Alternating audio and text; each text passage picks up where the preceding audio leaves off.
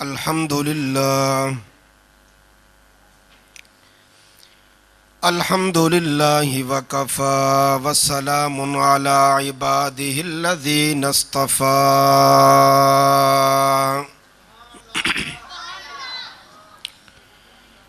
صلاة تكون للنجاة وسيلة ولعلو الدرجات كفيلا ثم نشهد أن لا إله إلا الله وحده لا شريك له ونشهد أن سيدنا وحبيبنا ومولانا محمدا عبده ورسوله أما بعد فأعوذ بالله من الشيطان الرجيم بسم الله الرحمن الرحيم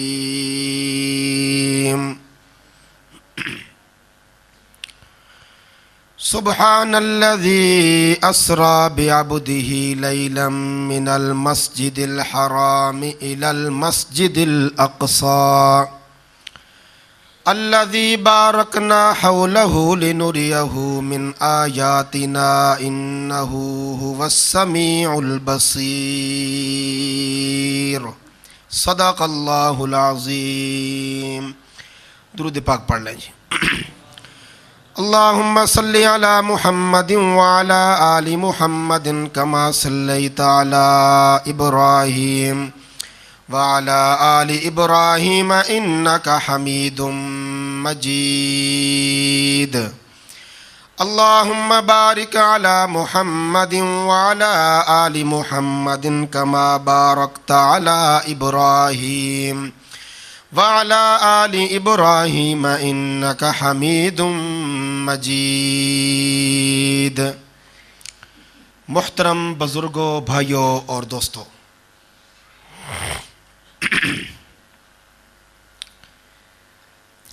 تحریک خدام اہل سنت والجماعت کے زیر اہتمام آج کا یہ عظیم الشان جلسہ سرکار دو عالم صلی اللہ علیہ وآلہ وسلم کے سفر معراج سے متعلقہ ہے.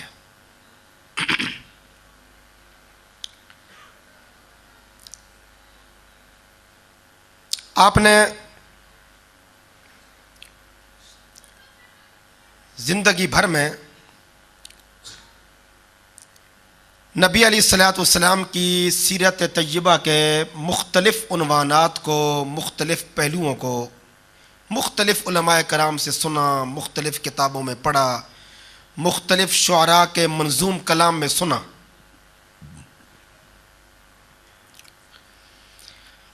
ہمارا یہ عقیدہ ہے کہ نبی علیہ الصلوۃ والسلام کی حیات طیبہ کے کسی بھی گوشے کو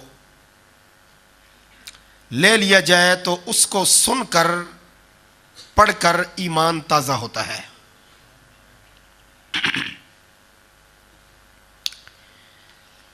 سیرت طیبہ کا ایک بڑا یادگار گوشہ ہے سفر معراج.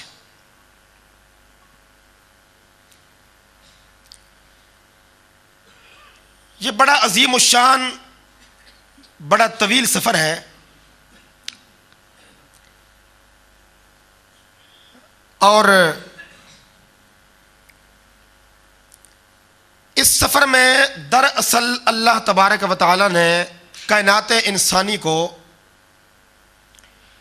دو تین بڑی بڑی چیزوں سے آگاہ کیا. یعنی اگر کوئی معراج کا پورا واقعہ یاد نہ رکھے تو کوئی حرج نہیں، لیکن اس واقعے میں سے دو تین باتوں کو یاد رکھنا اس امت کے لیے بڑا ضروری ہے.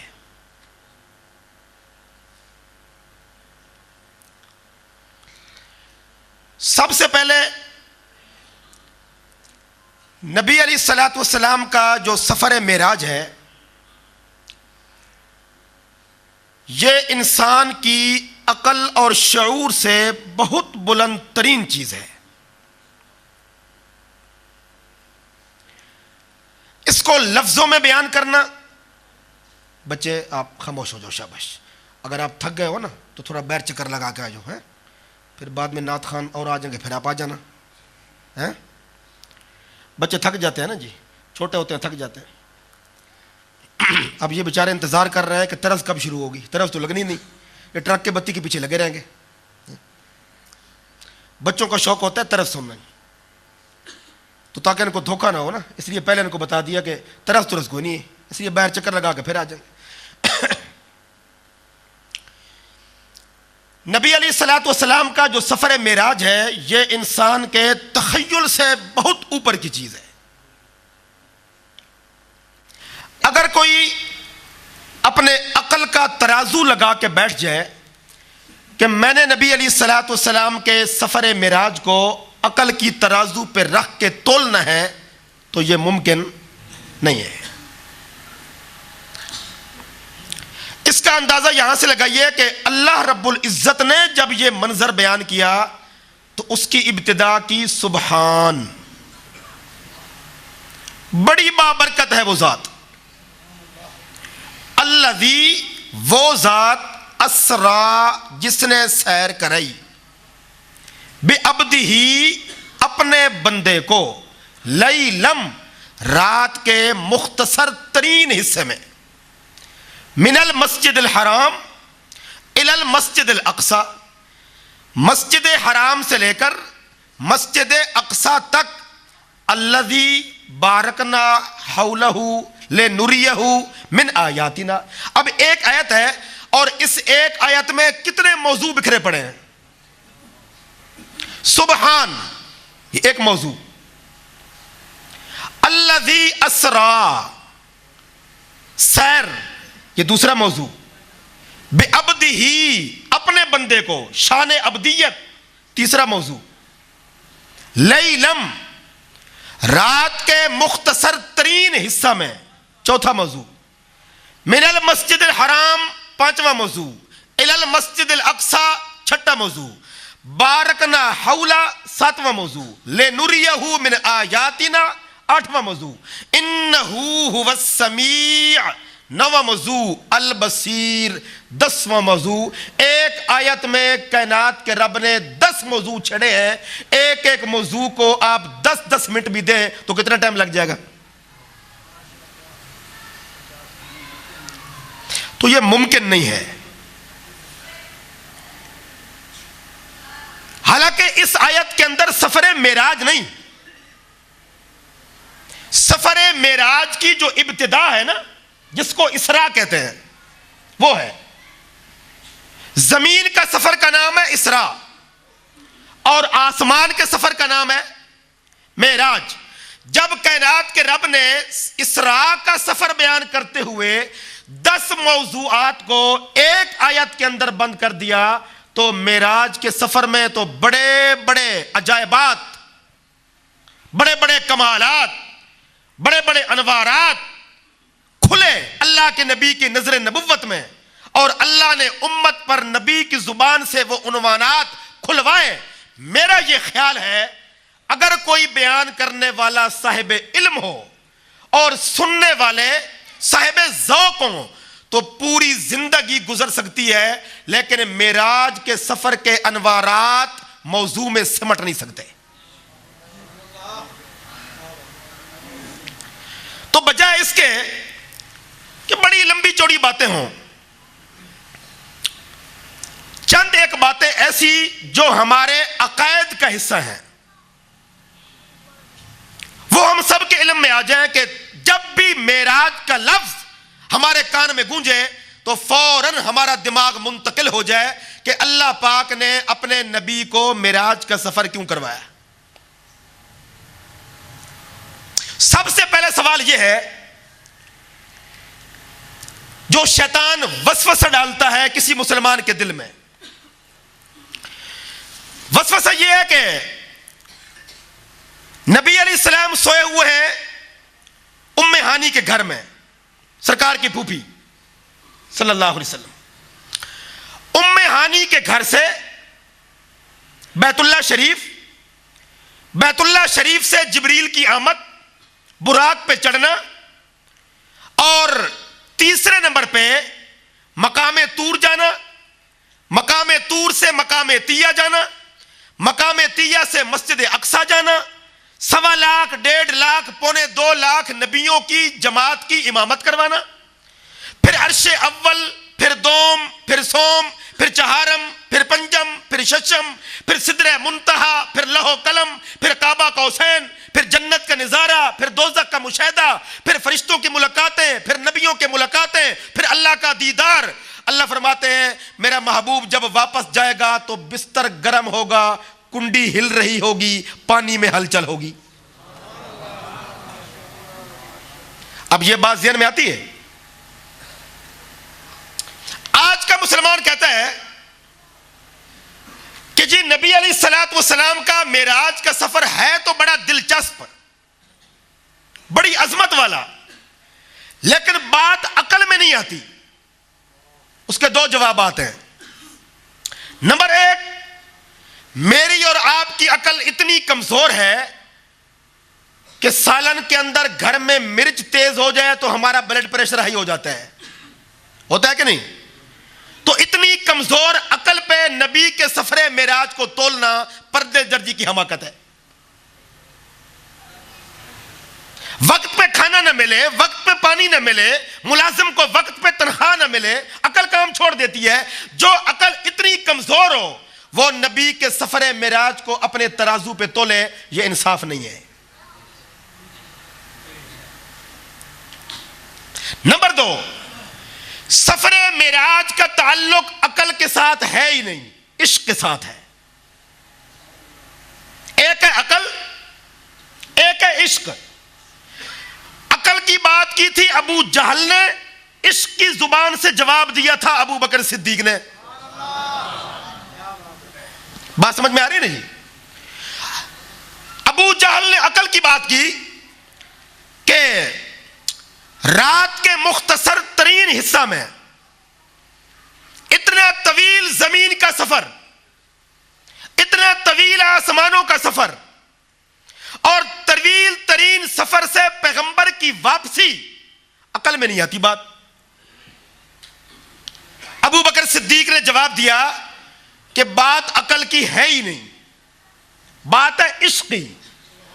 جب سوال اٹھے گا ابو جہل کی عقل سے تو یہی اٹھے گا کہ ممکن نہیں، اور جب بات اٹھے گی ابو بکر کے عشق سے تو جواب ملے گا کہ حضور اگر اس سے بڑھ کر بھی کوئی دعویٰ کرے تو سچے ہیں۔ ایک تو اللہ نے معراج کی رات یہ دونوں مسئلے، یہ پہلا مسئلہ حل کر دیا۔ معراج کے سفر کا تعلق عشق کے ساتھ ہے، عقل کے ساتھ نہیں ہے۔ نمبر 1۔ نمبر 2،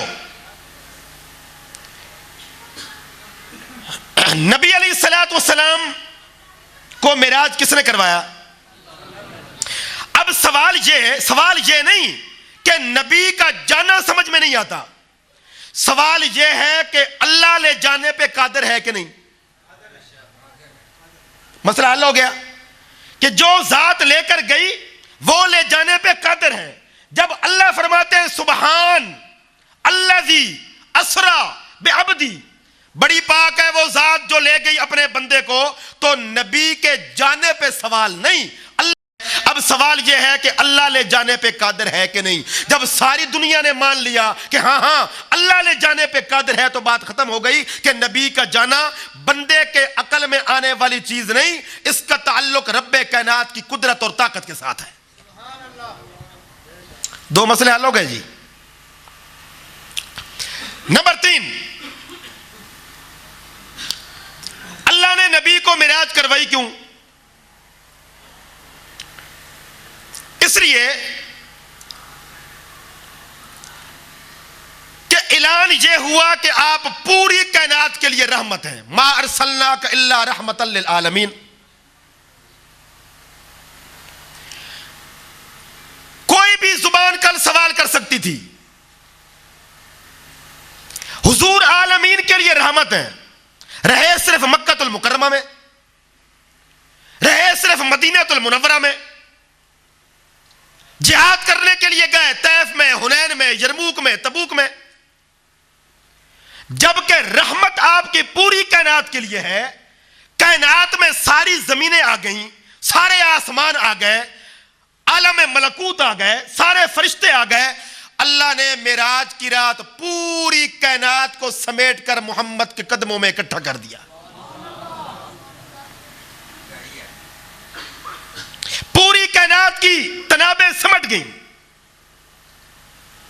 رسیاں حضور کے ہاتھوں میں آ گئیں. چھتری آپ کھولتے ہیں نا, چھتری جب کھولتے ہیں تو آپ کے پورے سر پہ چھا جاتی ہے, لیکن جب آپ اس کو کھینچتے ہیں تو وہ اکٹھی ہو جاتی ہے. اللہ نے پوری کائنات کی چھتری کی ڈور نبی کے ہاتھوں میں دے دی. نبی نے چھوڑی تو کھل گئی, نبی نے کھینچی تو پوری کائنات سمٹ کے حضور کے ہاتھوں میں آ گئی. یہ ہے معراج. اب اس کی مثال قرآن پاک سے لیجئے. جناب حضرت سلیمان علیہ السلام اللہ کے نبی ہیں, اللہ کے رسول ہیں. وہ اپنے تخت کے اوپر بیٹھے ہیں دربار والوں کے درمیان, اور اہل دربار سے کہتے ہیں کہ بلقیس کا تخت مجھے اپنی آنکھوں کے سامنے چاہیے. قرآن پاک ہے نا, بلقیس کا تخت مجھے اپنی آنکھوں کے سامنے چاہیے. اب تخت کتنی دور تھا؟ 950 کلومیٹر دور تھا. افریت من الجن, ایک بہت بڑا جن کھڑا ہو گیا, کہتا ہے جی انا آتی کبھی قبل ان تقوم من مقامک. حضرت جی میں پیش کرتا ہوں. فرمایا کتنی دیر میں پیش کرو گے؟ کہتا ہے جی جہاں آپ بیٹھے ہیں نا, آپ کے اپنی جگہ سے اٹھنے سے پہلے میں بلقیس کا تخت اٹھا کر آپ کے سامنے پیش کرتا ہوں. کیوں جی؟ اللہ تعالیٰ مخلوق کو یہ طاقت دینے پہ قادر ہے کہ نہیں؟ آج سے 50 سال پہلے, 20 سال پہلے یہ بات ذہن میں آتی تھی تو کوئی بات سمجھ میں بھی آتی تھی, لیکن آج کی دنیا نے یہ سارے سوالات کے جوابات خود دے دیے. یہاں بیٹھے بیٹھے آپ میسج کرتے ہیں اپنے موبائل پہ, اور وہ میسج 2-4 سیکنڈوں میں دنیا میں جہاں آپ بھیجنا چاہیں پہنچ جاتا ہے کہ نہیں؟ آپ ای میل بھیجتے ہیں, وہ میل پہنچ جاتی ہے کہ نہیں؟ آپ واٹس ایپ پہ پیغام بھیجتے ہیں, وہ پہنچ جاتا ہے کہ نہیں؟ 1400 سال کے بعد مخلوق کا دماغ اتنی ترقی کر سکتا ہے تو خدا کی قدرت کا کمال کیا ہوگا؟ اس لیے آج کے مسلمان کو یہ سوال کرنے نہیں چاہیے.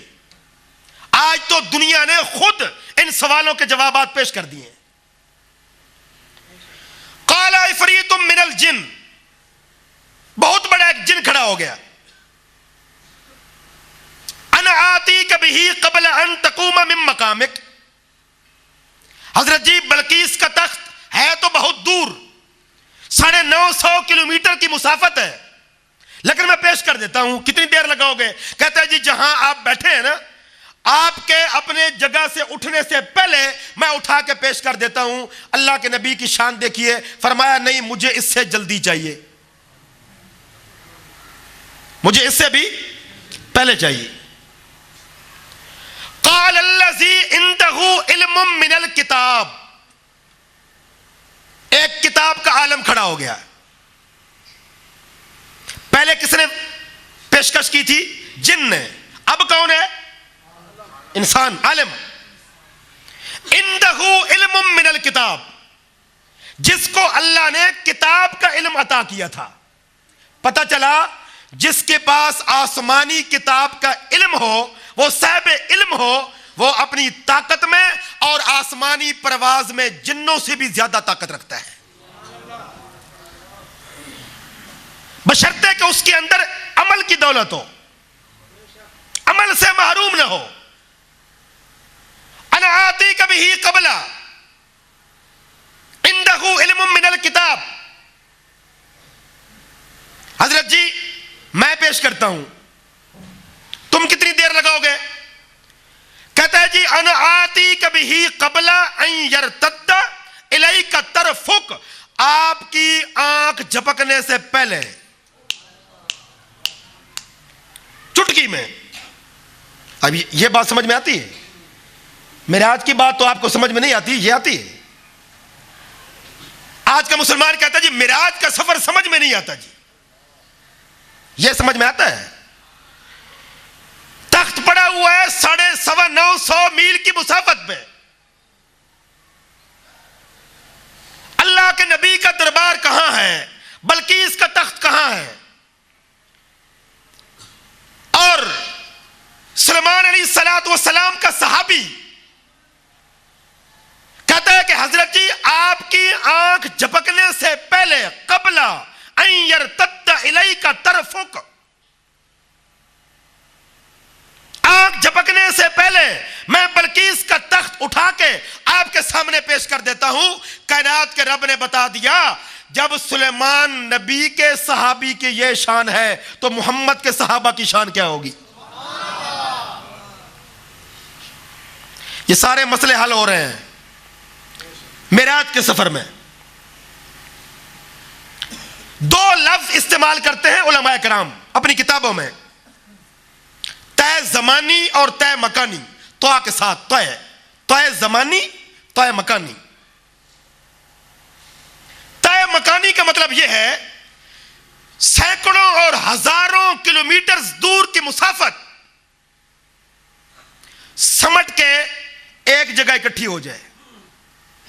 اور طے زمانی پورے زمانے کے حالات، پورے زمانے کے تغیرات سمٹ کر ایک جگہ جمع ہو جائیں، یہ ہے طے زمانی. اللہ فرماتے ہیں میرے محبوب چونکہ میں نے آپ کو عالمین کے لیے رحمت بنایا، معراج کی رات یہ پوری کائنات، 7 آسمان، 7 زمینیں، کیا فرشتے، کیا جنات، کعبہ قوسین، سدرہ منتہا، لوح و قلم، وہ کچھ جو انسان کی عقل میں آتا ہے اور وہ کچھ جو انسان کی عقل میں نہیں آتا، سارا کچھ سمیٹ کے میں مصطفیٰ تیرے قدموں میں اکٹھا کر دوں گا تاکہ دنیا کو پتہ چلے پوری کائنات جوتوں کے نیچے ہے، حضور کے جوتے پوری کائنات کے اوپر ہیں. یہ ہے پورے معراج کا خلاصہ. سبحان، بڑی بابرکت ہے وہ ذات جہاں انسان کی عقل کی انتہا ہوتی ہے نا، وہاں سبحان کی ابتدا ہوتی ہے. جہاں عقل کام چھوڑ دے، دیکھیے نا جب ہم کوئی عجیب چیز دیکھیں تو ہمارے منہ سے کیا نکلتا ہے؟ سبحان اللہ کہتے ہیں. یعنی عقل نے کام چھوڑ دیا. یہ کام سبحان ذات ہی کر سکتی ہے.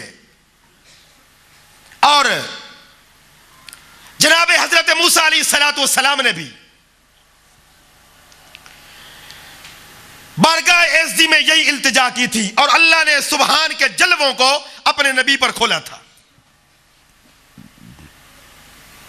ربی ارینی انظر الیک، یا اللہ میں تجھے دیکھنا چاہتا ہوں. فرمایا لن ترانی، میرے پیغمبر یہ ممکن نہیں ہے. موسیٰ علیہ السلام نے اصرار کیا. اللہ نے فرمایا میرے پیغمبر اگر آپ بضد ہیں مجھے دیکھنے میں، مجھے دیکھنے کے لیے، تجھے پہاڑ کی چوٹی پہ میں اپنا نور ڈالتا ہوں، تھوڑا سا نور ڈالتا ہوں. اگر یہ پہاڑ میرے نور کو برداشت کر لے تو تجھے بھی میرا دیدار ہو جائے گا، اور اگر پہاڑ برداشت نہ کر سکے تو میرے پیغمبر آئندہ ایسی بات نہیں کرنی. فلما تجلی ربہ للجبل،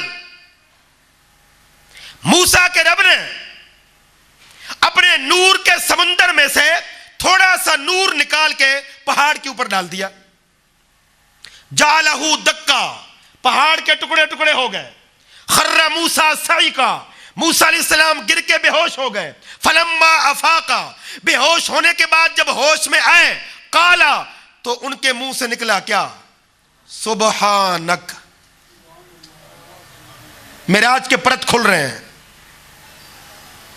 یا اللہ تیری ذات بڑی پاک ہے.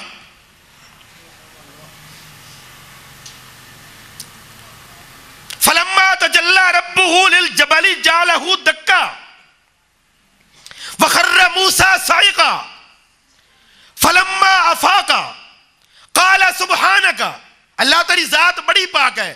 اللہ فرماتے ہیں جو سبحان کا تحفہ موسیٰ علیہ السلام جیسے نبی کو بے ہوش ہو کر ہوش میں آنے کے بعد نصیب ہوا، میں اپنے آخری نبی کی امت کی نماز کی ابتدا اسی لفظ سے کر دوں گا. ہماری نماز کہاں سے شروع ہوتی ہے؟ جب رکوع میں جاتے ہیں تو رکوع کہاں سے شروع ہوتا ہے؟ سبحان ربی العظیم. جب سجدے میں جاتے ہیں تو سجدے کے کلمات کیا ہیں؟ تسبیحات کیا ہیں؟ سبحان ربی الاعلی. اللہ فرماتے ہیں جہاں تمہاری عقل کام چھوڑ دیتی ہے وہاں سبحان کی ابتدا ہوتی ہے.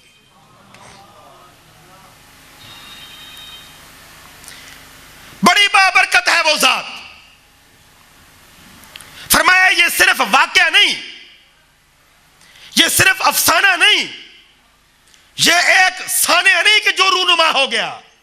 ایک ایک قدم پہ نبی علیہ الصلوۃ والسلام کے ایک ایک قدم پہ اللہ نے اس امت کو ایک ایک مسئلے سے آگاہ کر دیا. مثال کے طور پہ سب سے پہلا مسئلہ توحید سمجھ میں آ گئی. اللہ جب چاہے، جو چاہے، جتنا چاہے، جہاں چاہے کرنے پہ قادر ہے کہ نہیں جی؟ عقیدہ توحید سفر معراج کا سب سے پہلا سبق ہے. نمبر 2، نبی علیہ الصلوۃ والسلام کے سفر مبارک کا جب آغاز ہوتا ہے تو اللہ نے نبی کی دربانی کے لیے عرش معلی سے کس کو بھیجا؟ جبریل علیہ الصلوۃ والسلام کو. جبریل امین کون؟ فرشتوں کے سید. رب نے دوسرا مسئلہ یہ بھی حل کر دیا، نور بشر کے جھگڑوں میں مت پڑنا. یہ نور بشر کی بحث کوئی علمی بحث نہیں. یہ کسی زمانے میں جو مرغے لڑاتے تھے نا، مرغے لڑاتے تھے، یہ ان کی بحثیں ہیں. جب مرغے تھک جاتے تھے نا وہ پھر بعد میں اپنی گرمی نکالنے کے لیے پھر وہ یہ بحثیں کرتے تھے. نبی نور ہے کہ بشر ہے؟ نبی نور ہے کہ بشر ہے؟ سوال ہی فضول ہے. اگر کوئی کہے کہ آپ چکوال کے ہیں یا پنجاب کے ہیں، یہ بات بنتی ہے؟ چکوال کہاں ہے؟ تو یہ سوال بنتا ہے آپ چکوال کے ہیں کہ پنجاب کے ہیں؟ سوال تو یہ ہے نا آپ چکوال کے ہیں یا اسلام آباد کے ہیں؟ آپ پنجاب کے ہیں یا سندھ کے ہیں؟ یہ سوال تو بنتا ہے. یہ سوال تو نہیں نا بنتا آپ چکوال کے ہیں کہ پنجاب کے ہیں؟ آپ چکوال کے ہیں یا پاکستان کے ہیں؟ یہ سوال نہیں بنتا. نبی نور ہیں، نبی بشر ہیں، کوئی سوال نہیں. عقیدہ یہ ہے نبی نوریوں سے بھی افضل ہیں، نبی بشریوں سے بھی افضل ہیں.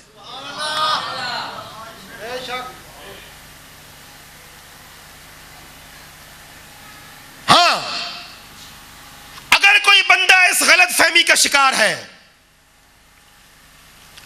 کہ نبی علیہ الصلوۃ والسلام انسان تھے، بشر تھے، لیکن وہ ہم جیسے انسان تھے، تو وہ دوبارہ کلمہ پڑھ کے دوبارہ مسلمان ہو، وہ ایمان سے خارج ہو چکا ہے.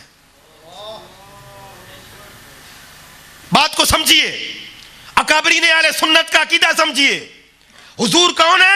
انسان کامل، انسان نہیں. بعض دوست کہتے ہیں جی حضور ہمارے جیسے انسان تھے. آپ تو زنا کرتے ہو، آپ تو جھوٹ بولتے ہو، آپ تو سود کھاتے ہو، آپ تو گالیاں دیتے ہو، آپ تو بد نظری کرتے ہو، آپ تو حق غصب کر لیتے ہو، آپ تو بیوی بچوں کا نفقہ مار لیتے ہو، اور پھر بازار میں آ کر کہتے ہو حضور ہمارے جیسے تھے. یہ کفر ہے کہ نہیں؟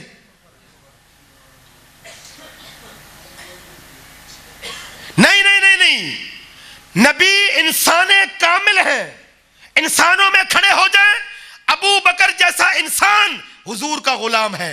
نوریوں میں کھڑے ہو جائیں، جبریل جیسا نوری حضور کا غلام ہے. معراج کی رات اللہ نے ایک یہ مسئلہ بھی حل کر دیا، میرا محبوب نوریوں سے بھی افضل، بشریوں سے بھی افضل. اس لیے جس نے معراج کے سفر کو پڑھا، یا معراج کے واقعے کی تہ میں چلا گیا، اس کے لیے اس قسم کی باتوں میں الجھنا شان علم نہیں ہے۔ اللہ نے ایک یہ مسئلہ حل کر دیا۔ حضور وہ ہے جن کی دربانی کے لیے کائنات کے رب اگر انتخاب کرتے ہیں تو فرشتوں کے سردار کو کرتے ہیں۔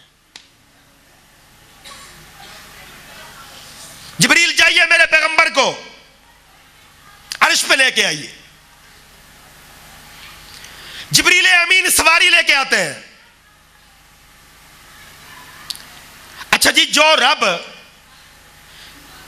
یہ مسئلے حل ہو رہے ہیں نا، جو رب اتنا کچھ کرنے پہ قادر ہے وہ بغیر سواری کے نبی کو لے جانے پہ قادر تھا کہ نہیں؟ سواری کیوں ہوئی؟ تاکہ امت کو سبق مل جائے کہ دنیا میں سواری کیسے کرنی ہے،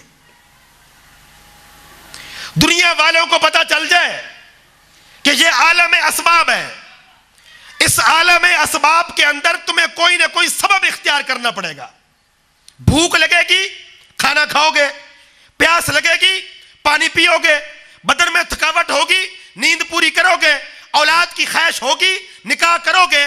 حالانکہ اگر اللہ چاہے بغیر کھانا کھلائے بھوک مٹانے پہ قادر ہے کہ نہیں؟ بغیر پانی پلائے پیاس مٹانے پہ قادر ہے کہ نہیں؟ بغیر نکاح کروائے اولاد دینے پہ قادر ہے کہ نہیں؟ سب کچھ ہونے کے باوجود اللہ نے اسباب بنا دیے۔ کائنات کے رب نے بتا دیا میں معراج کی رات چاہتا تو براق کے بغیر بھی پیغمبر کو اوپر لے جا سکتا تھا، لیکن میں نبی کی امت کو بتانا چاہتا ہوں کہ عالم اسباب میں سبب اختیار کرنا ہے تو کیسے کرنا ہے۔ اب یہ سبب اختیار ہو رہا ہے، مسئلے حل ہو رہے ہیں۔ جبریل امین کی لائی ہوئی براق، نبی علیہ السلام سوار ہوتے ہیں اس پر، سفر شروع ہوتا ہے۔ جب نبی مکہ سے چلے تو سب سے پہلا پڑاؤ کہاں کیا؟ سب سے پہلے سواری کہاں اتری؟ این اس جگہ پر جہاں آج نبی کا سبز گنبد خضرا ہے۔ یہ پہلا سٹاپ ہے مدینہ المنورہ۔ سب سے پہلے نبی کی براق کہاں اتری؟ جہاں عائشہ کا حجرہ ہے، جہاں نبی کا روضہ اطہر ہے، جہاں آج سبز گنبد خضرا ہے۔ جبریل نے بتایا یا رسول اللہ صلی اللہ علیہ وسلم یہ آپ کا جائے مدفن ہے، جب آپ دنیا سے پردہ فرمائیں گے تو آپ کا روضہ اطہر اس جگہ پہ بنے گا۔ معراج کی رات اللہ نے یہ مسئلہ پہلے سے حل کر دیا تھا، بلکہ یوں کہیے اللہ نے معراج کی رات یہ مسئلہ حل کر دیا تھا کہ نبی کے جسم اطہر کے لیے اگر قبر بننے کے لیے کوئی جگہ موضوع ہے تو وہ ابو بکر کی بیٹی عائشہ صدیقہ کا گھر ہے۔ یہ رب نے مسئلے حل کر دی۔ نبی علیہ السلام نے وہاں اتر کے سب سے پہلے اپنی ذات پہ درود پڑھا، بتا دیا جب بھی میرے روزے اطہر پہ آؤ تو میرے روزے پر حاضری کے آداب میں سے سب سے پہلا ادب اور سب سے پہلا حق یہ ہے کہ میری ذات پہ درود پڑھو۔ جب تم یہاں آ کے درود پڑھو گے میں نبوت کے کانوں سے سن کے نبوت کی زبان سے تمہارے درود کا جواب دوں گا، کیونکہ نبی قبر میں زندہ ہے، حیات ہے۔ پھر سواری چل پڑی۔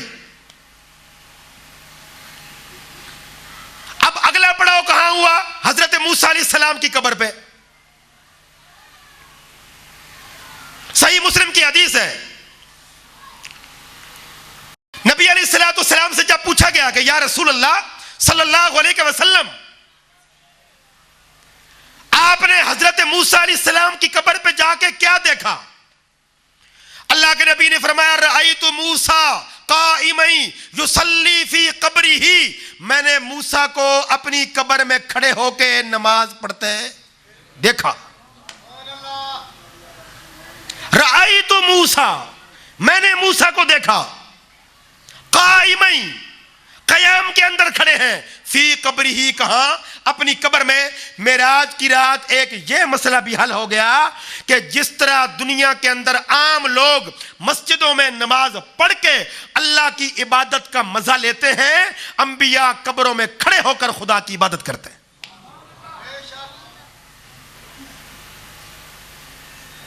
یہ ساری باتیں معراج کی رات حل ہو رہی ہیں نا۔ اس کے بعد حضور کا اگلا پڑاؤ کون سا ہے؟ بیت اللحم، جہاں حضرت عیسیٰ علیہ السلام کی ولادت ہوئی۔ اللہ کے نبی وہاں گئے۔ پہلا پڑاؤ جہاں نبی کا روزہ تھا، روزہ بننا تھا۔ دوسرا پڑاؤ جہاں موسیٰ علیہ السلام کی قبر تھی۔ تیسرا پڑاؤ جہاں عیسیٰ علیہ السلام پیدا ہوئے۔ یا اللہ، موسیٰ کی قبر پہ گئے، عیسیٰ کی جائے ولادت پہ کیوں گئے؟ قبر پہ جانا چاہیے تھا نا، نہیں سمجھے۔ پہلا پڑاؤ کہاں کیا؟ جہاں اپنی قبر بننی تھی۔ دوسرا پڑاؤ کہاں کیا؟ جہاں موسیٰ نبی کی قبر تھی۔ تیسرا پڑاؤ وہاں کرنا چاہیے تھا نا جہاں عیسیٰ کی قبر تھی، وہاں کیوں نہیں گئے؟ جی ہے جی، آپ شرما رہے ہیں میرا خیال ہے۔ بھائی عیسیٰ علیہ السلام کی آخر کہیں قبر تو ہے نا؟ نہیں ہے، تو پھر ذرا بولے تاکہ مجھے پتہ چل جائے۔ اللہ کے نبی نے معراج کی رات مسئلہ حل کر دیا۔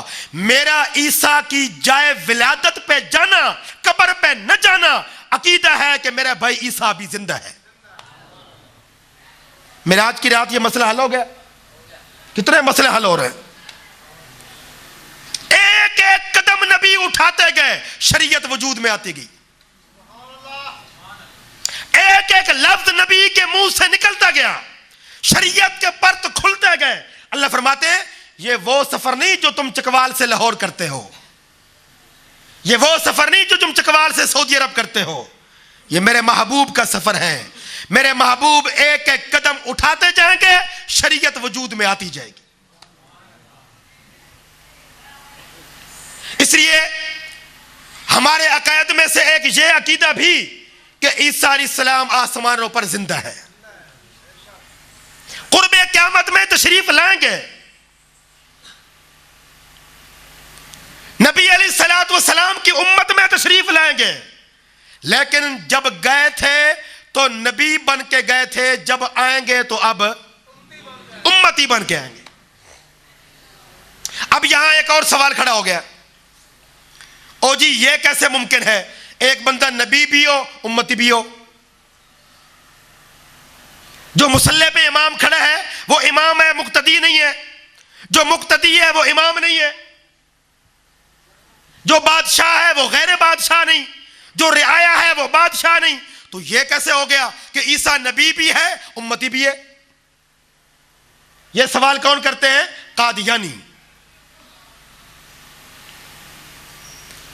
اس کا آسان ترین جواب یہ ہے، شاہ سلمان سعودی عرب کے بادشاہ ہیں نا، آج اگر وہ پاکستان کے دورہ پر آ جائیں تو وہ پاکستان کے بادشاہ نہیں ہوں گے۔ کہاں کے ہوں گے؟ ہیں بھی نہیں بھی۔ ہم کہہ سکتے ہیں کہ شاہ سلمان بادشاہ ہیں اور نہیں بھی، ہیں کہاں کے؟ سعودیہ کے، نہیں کہاں کے؟ پاکستان کے۔ اللہ فرماتے ہیں عیسیٰ جب نبی تھے تو مملکت بنی اسرائیل کے تھے، اب جب آئیں گے تو یہ مملکت محمد ہے، یہاں امتی بن کے آئیں گے، نبی بن کے نہیں آئیں گے۔ یہ عقدہ بھی کب حل ہوا؟ معراج کی رات۔ ایک رات کے اندر کائنات کے رب کتنے مسئلے حل کرتے چلے جا رہے ہیں، یاد ہو گئے نا؟ سب سے پہلے کون سا مسئلہ حل ہوا؟ عقیدہ توحید، لا الہ الا اللہ۔ اللہ جب چاہے، جو چاہے، جہاں چاہے، جیسا چاہے کرنے پہ قادر ہے۔ اللہ نے اپنی قدرت کے ذریعے نبی کو سفر کروایا، جتنا کچھ کروایا عین حق ہے، اس میں کسی قسم کی شک کی گنجائش نہیں ہے۔ نمبر 2، اللہ نے مسئلہ حل کر دیا کہ معراج کا سفر عشق سے تعلق رکھتا ہے، عقل سے نہیں۔ نمبر 3، مسئلہ حل کر دیا کہ نبی علیہ الصلوۃ والسلام کی دربانی کے لیے جبریل جیسے فرشتے کا بھی انتخاب ہوتا ہے۔ نمبر 4، سفر معراج کے اندر یہ مسئلہ حل ہو گیا کہ جہاں نبی کا روزہ اطہر بننا تھا، اللہ نے ہجرت سے پہلے نبی کو اپنے روزے کی جگہ دکھا دی۔ دیکھیں جی، معراج کا سفر تو بعد میں ہوا نا، پہلے ہوا نا، ہجرت کا بعد میں ہوا۔ 5ویں نمبر پہ اللہ نے نبی علیہ السلام کو حضرت موسیٰ کی قبر پہ پہنچا دیا اور یہاں آ کے 2 مسئلے اور حل کر دیے۔ سب سے پہلے رأیت موسیٰ قائما یصلی فی قبرہ، موسیٰ اپنی قبر میں حیات ہے۔ اور دوسرا مسئلہ حل یہ کر دیا، آج کے بعد اللہ نے یہودیت کے دین کا خاتمہ کر دیا، اب دین چلے گا موسوی نہیں، محمدی۔ پھر عیسیٰ علیہ السلام کے جائے ولادت پر نبی کا جانا، یہ اس بات کی نشانی ہے کہ عیسیٰ علیہ السلام آسمانوں پر زندہ موجود ہے۔ یوں آپ ایک ایک مسئلے کو دیکھتے جائیں گے، پرت کھلتے جائیں گے، مسئلے حل ہوتے جائیں گے۔ سب سے پہلا پڑھو جہاں نبی کا روزہ بننا تھا، دوسرا پڑھو جہاں موسیٰ علیہ السلام کی قبر ہے، تیسرا پڑھو جہاں عیسیٰ علیہ السلام کا جائے ولادت ہے۔ اب آ گئی نبی کے سفر کی چوتھی منزل، مسجد اقصیٰ۔ اب یہ مسئلہ ذرا سمجھ لیں، پھر بات ختم کرتے ہیں۔ جب حضور مسجد اقصیٰ میں گئے تو سارے نبی موجود تھے یا کوئی غیر حاضر بھی تھا؟ جی سارے موجود تھے نا؟ مرزا قادیانی تھا؟ نہیں نہ تھا۔ پتہ چلا جو اپنے آپ کو نبی کہتا ہے وہ اپنا وجود مسجد اقصیٰ میں ثابت کرے۔ نبی ہونے کے لیے یہ بھی معیار ہے، نبی ہونے کا یہ معیار ہے۔ جو اپنے آپ کو نبی کہتا ہے وہ معراج کی رات اپنا آپ مسجد اقصیٰ میں دکھائے، جو وہاں تھا وہ نبی ہے، جو وہاں نہیں تھا وہ نبی نہیں۔ تو معراج کی رات اللہ نے یہ مسئلہ بھی حل کر دیا کہ دنیا والوں یاد رکھنا، جس کو نبی ماننا ہو تو پہلے یہ دیکھ لینا کہ وہ مسجد اقصیٰ میں میرے محمد کے استقبال کے لیے موجود ہے کہ نہیں ہے۔ موجود ہے تو سچا نبی ہے، اور وہاں نہیں تو امتی تو ہو سکتا ہے، نبی نہیں ہو سکتا۔ اور ایک لفظ ہے قرآن پاک کا، لِنُرِيَهُ مِنْ آیَاتِنَا، ہم نے اپنے نبی کو یہ ساری سیر کیوں کرائی؟ تاکہ دکھلائیں اس کو اپنی قدرت کی نشانیاں۔ لِنُرِيَهُ مِنْ آیَاتِنَا، یا اللہ نشانیاں تو بے شمار ہیں، کوئی بڑی نشانی جس کو سن کے پڑھ کے دیکھ کے عقل دنگ رہ جائے وہ بیان کر دیجئے۔ کائنات کے رب نے وہ مثال بیان کی۔ دیکھیے امام کھڑا ہے محراب میں، جماعت ہو رہی ہے، مسجد کا سارا حال نمازیوں سے بھرا ہوا ہے، مسجد کا سین نمازیوں سے بھرا ہوا ہے، جگہ تنگ پڑ گئی، فرض کریں عید کا دن ہے، نمازی بہت زیادہ ہیں، تو آپ نے کہا جی گلی میں صفے بچھا لو، نماز ہو جائے گی؟ ہو جائے گی نا؟ جب مسجد میں جگہ نہیں، باہر صفے بچھا لیں، نماز ہو جائے گی نا؟ مسجد میں جگہ کم پڑ گئی، سین میں چلے جاؤ، سین میں کم پڑ گئی گلی میں بچھا دو، وہاں پر کم پڑ گئی پچھلی گلی میں بچھا دو، یوں پیچھے صفے بچھاتے جاؤ گے نماز ہوتی جائے گی۔ لیکن کیا یہ ممکن ہے کہ امام تو کھڑا ہو دنیا میں اور مقتدی کھڑے ہو قبر میں؟ کیا یہ ممکن ہے؟ نہیں ہے نا۔ نبی جب معراج کر رہے تھے تو کہاں تھے؟ دنیا میں۔ باقی نبی کہاں تھے؟ قبروں میں۔ کٹھے کیسے ہو گئے؟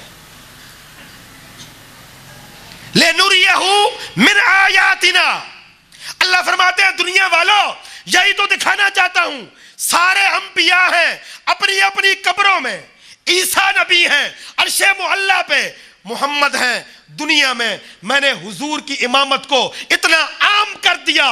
حضور جب امام بنتے ہیں تو برزخ والے بھی ہاتھ باندھ کے محمد کے پیچھے کھڑے نظر آتے ہیں. پتہ چلا حضور کی امامت بڑی لامحدود ہے. جس طرح محراب کے اندر کھڑا ہوا امام، اس کی امامت مسجد کے حال تک محدود نہیں، مسجد کے صحن تک محدود نہیں، گلیوں میں کھڑے ہونے والوں تک محدود نہیں. جو جو پیچھے کھڑے ہوتے جائیں گے وہ سب کا امام ہے. اللہ فرماتے ہیں دنیا والوں، اماموں میں فقط آمنہ کے لال ہیں، دنیا والے بھی، قبر والے بھی، جنت والے بھی، آسمانوں والے بھی، سارے کے سارے پیچھے کھڑے ہو جائیں تو وہ نظر محمد کے پیچھے آئیں گے. یہ حضور کی شان امامت ہے. یہ تو ہے سفر اسراء. سبحان الذی اسرا بعبدی، پاک ہے وہ ذات جو لے گئی اپنے بندے کو. ایک اور مسئلہ حل کر دیں آخر میں. سبحان الذی اسرا بعبدہ، پاک ہے وہ ذات جو لے گئی اپنے بندے کو. قد جاءکم من اللہ نور، البتہ تحقیق آ چکا تمہارے پاس نور. نور سے مراد حضور. اور یہاں کیا فرمایا؟ عبدی ہی، اللہ لے گیا اپنے بندے کو. قد جاءکم من اللہ نور، اللہ فرماتے ہیں میرا پیغمبر نور ہے. آپ ویسے کر رہے ہیں حضور نور ہے کہ بشر ہے، نور ہے کہ بشر ہے. اللہ فرماتے ہیں اگر حضور کو سمجھو تو یہ بندوں میں بندے کامل ہیں، نوریوں میں نور کامل ہے. حضور اگر ان کی شان بشریت کو دیکھو، ابو بکر صدیق جیسا بشر حضور کا مقتدی نظر آتا ہے. شان انوارات کو دیکھو، جبریل جیسا نور حضور کا مقتدی اور دربان نظر آتا ہے. تو کبھی ان جھگڑوں میں نہ پڑنا حضور نور ہے کہ بشر ہے. نہیں نہیں، یہ کہنا حضور نوریوں سے بھی افضل ہے، بشریوں سے بھی افضل ہے. تو معراج کی رات جھگڑے ختم ہو گئے کہ نہیں؟ پتہ چلا معراج کو ماننے کے باوجود بھی جو جھگڑے کرتا ہے اس نے معراج کے سفر کو سمجھا نہیں ہے. بس آخری بات سن لیجیے. درمیان میں بڑے بڑے مرحلے طے ہوئے. جب آیا نا 5واں آسمان، صحیح بخاری کی روایت ہے، تو نبی علیہ السلام کی ملاقات ہو گئی جناب حضرت ابراہیم علیہ السلام سے. ابراہیم علیہ السلام نے آقا مدنی کریم صلی اللہ علیہ وسلم کو پیغام دیا. وہ پیغام سن لیجئے. فرمایا میرے محبوب جب واپس آپ جائیں نا اپنی امت میں تو ان کو بتا دینا جنت کا پانی بڑا میٹھا ہے. بس جنت کا پانی بڑا میٹھا ہے. خیر الکلام ما قل و دل. کسی بھی جگہ پہ ہم اپنا مکان بنانا چاہیں تو سب سے پہلے کیا دیکھا جاتا ہے کہ وہاں کا پانی کیسا ہے. یہ دیکھا جاتا ہے نا وہاں کا پانی کیسا ہے. بور لگانا ہے، موٹر لگانی ہے، سب سے پہلے یہ دیکھا جائے گا علاقے کا پانی کیسا ہے. اللہ فرماتے ہیں جب دنیا میں تم رہائش اختیار کرتے ہو تو پہلے پانی دیکھتے ہو. یاد رکھ لو دنیا میں رہائش کے قابل اگر کوئی جنت ہے، اگر کوئی جگہ ہے، وہ جنت ہے جہاں کا پانی بڑا میٹھا ہے. تو پتہ چلا دنیا میں اللہ جہاں بھی رکھے صبر کے ساتھ گزارا کر لینا چاہیے. اصل جنت کے پلاٹ کا انتظام کرنا چاہیے. یا الہ العالمین یہ جنت کا پلاٹ کیسا الاٹ ہوگا؟ اس پر ایک واقعہ سن لیجئے. ایک صحابی تھے حضرت ربیع بن اسلمی. وہ نبی علیہ السلام کو رات کو وضو کرواتے تھے. سردیوں کا موسم تھا. اللہ کے نبی صلی اللہ علیہ وآلہ وسلم کو وضو کروایا، نیچے پلیٹ رکھ دی. اللہ کے نبی نے وضو کیا، پلیٹ کے اندر پانی جمع ہو گیا. وضو سے فارغ ہونے کے بعد حضور صلی اللہ علیہ وسلم مصلی پہ کھڑے ہو کے نماز تہجد میں مصروف ہونے لگے تو صحابی نے پلیٹ منہ سے لگا لی اور پانی پی لیا. اللہ کے نبی نے اچانک دیکھا، فرمایا ربیع کیا کر رہے ہو؟ کہا یا رسول اللہ آپ کے بدن کا لگا ہوا پانی میں پی لیا کرتا ہوں. حضور نے فرمایا مانگ کیا مانگتا ہے؟ کیا فرمایا؟ مانگ کیا مانگتا ہے؟ کوئی ہمارے جیسا ہوتا ہے نا چکوال میں 2 کنال کا پلاٹ مانگ لیتا ہے جی 2 کنال کا پلاٹ دے دو جی. لیکن صحابہ تو پھر پلاٹ نہیں مانگتے تھے، اس لیے وہ جھوٹ بکتے ہیں جو کہتے ہیں صدیق نے بی بی کا باغ چھین لیا. بکواس، عالمگیر جھوٹ، شیطان کا فضلہ، کوئی حقیقت نہیں اس کی. کسی نے نبی کی بیٹی کا باغ نہیں چھینا، کسی نے علی کی خلافت نہیں چھینی. باغ جس کا حق تھا وہاں پہنچ گیا، خلافت جس کا حق تھی وہاں پہنچ گئی. بی بی کا باغ بیت المال کی ملکیت تھا، وہ ابو بکر کا فیصلہ حق ہے. ابو بکر کو پہلا خلیفہ بنانا خدا کا فیصلہ تھا، وہ بھی حق ہے. نعرہ تکبیر، شان محمد مصطفیٰ، خلافت راشدہ، اس لیے ان بحثوں میں نہیں پڑھنا. یہ ذاکر کی مجبوری ہے، جھوٹ، سنی کی مجبوری نہیں. ذاکر نے 5 لاکھ روپے ایڈوانس اپنے اکاؤنٹ میں منگوایا ہوا ہے، یہ جھوٹ اس کی مجبوری ہے، سنی کی مجبوری نہیں ہے. ہم نے اپنی قبر کو سامنے رکھنا ہے.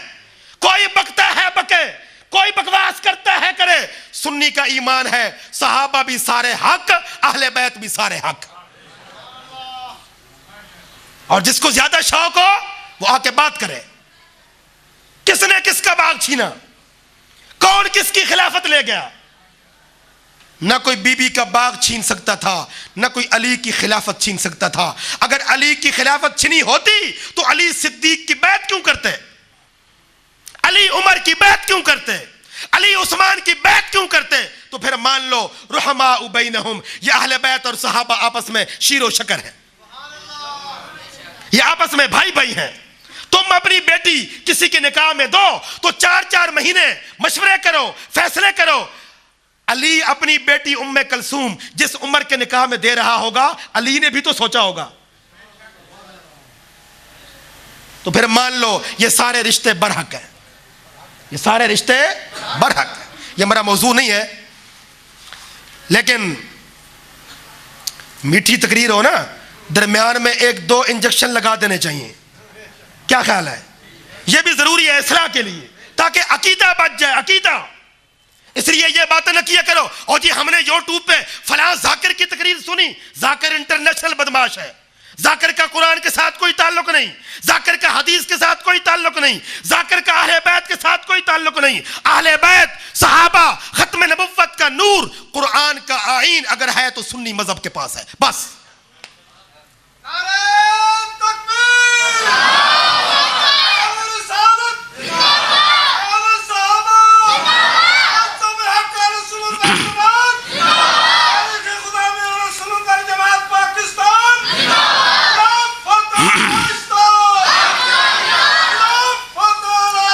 اب آخری بات سن لے بھائی، حضور جنت میں سیر کر رہے ہیں،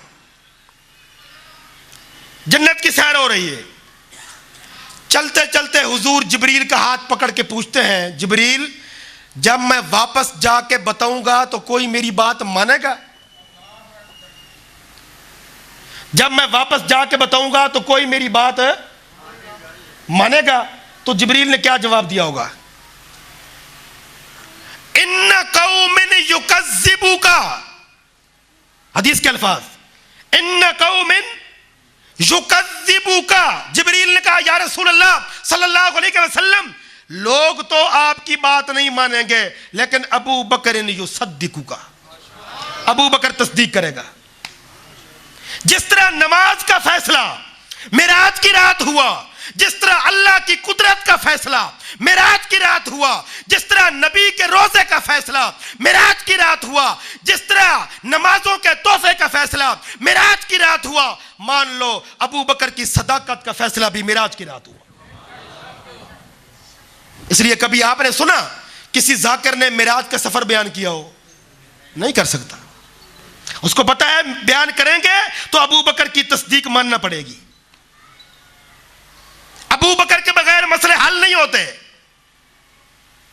اس لیے بھائیو، معراج کے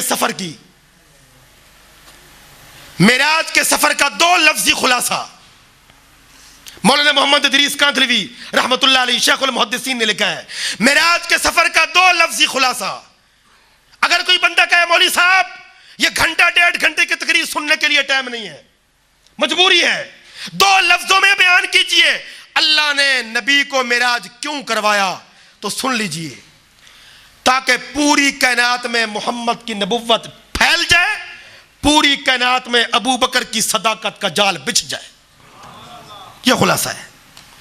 ما ارسلناک الا رحمت للعالمین، حضور کی رحمت پورے عالمین کے لیے ہے. دنیا والوں معراج کا سبق لے جاؤ. جس طرح اللہ کی قدرت پوری کائنات کے لیے ہے، جس طرح نبی کی ختم نبوت پوری کائنات کے لیے ہے، ابو بکر کی صداقت بھی پوری کائنات کے لیے ہے. وآخر دعوانا الحمدللہ رب العالمین.